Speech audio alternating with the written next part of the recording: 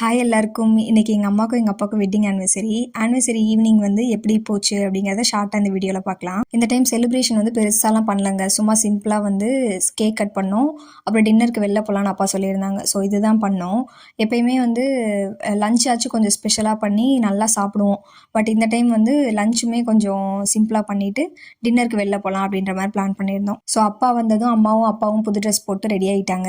அதோட cake cut பண்ணிடலாம் அப்படின்னு சொல்லிட்டு கேக் கட் பண்ணிவிட்டு கட் பண்ணி முடிச்சதோடையே சாப்பிட்றதுக்காக கிளம்பிட்டோம். அதுவே ரொம்ப லேட் ஆயிடுச்சு. ஒரு 9 o'clock மேலேயே ஆயிடுச்சு. அப்புறம் டின்னருக்காக எந்த ரெஸ்டாரண்ட் போயிருந்தோம்னா, ரீசெண்டாக அனிஃபான்னு சொல்லிட்டு ஒரு ரெஸ்டாரண்ட் வந்து இங்கே காரைக்குடியில் ஓப்பன் பண்ணியிருந்தாங்க.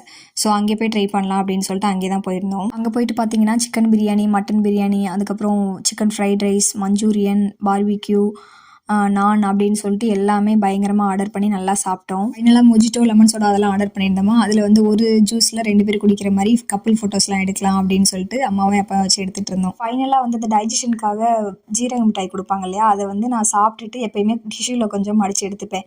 இந்த தடவை மடித்து எடுக்கல. என்னோட அண்ணி ஃப்ரெண்டெல்லாம் பார்த்துட்டு இதே நீ வீடியோவில் காட்டு அப்படின்னு சொல்லிட்டு வீடியோவில் காட்ட சொல்லிட்டு இருந்தாங்க. என்னை கோர்த்துறதுல எவ்வளோ சந்தோஷம்னு பார்த்தீங்களா. அப்புறம் எல்லாரும் சேர்ந்து செல்ஃபிலாம் எடுத்துகிட்டு பில் பே பண்ணிவிட்டு வீட்டுக்கு கிளம்பியாச்சு.